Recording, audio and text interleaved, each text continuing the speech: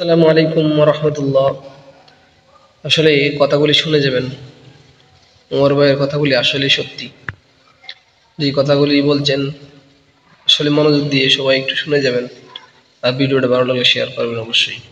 লাগাইতো ব্যাকগ্রাউন্ডে ওই হুজুররা যদি ট্রাক বইরে এমনি ভিডিও করতে করতে ব্লগ করতে করতে আইতো, হুজুররা যদি একজনের টান দিত, পাঁচজন ছবি তুলতো, হুজুররা যদি ক্যাপশন লাগতো, তাইলে আজকে আপনারা হুজুররাও মানে ওই যে দেখতে পাইতেন।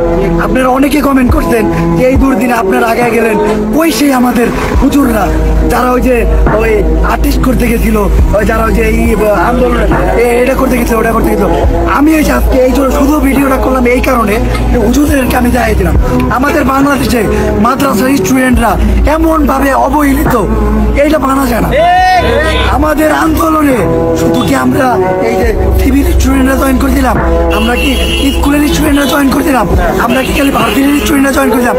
মাদ্রাসার স্টুডেন্টদের অবদান কই গেল? কেউ বলছে একবার? কোন টিভি মিডিয়া প্রচার করতে পারেনি? আমি টিভি মিডিয়ার কথা বলুন কি, আমি নিজে প্রচার করিনি। কারণ কি জানেন, ওই টাইমে আমরা করতে পারিনি। হ্যাঁ, তো আমি চাই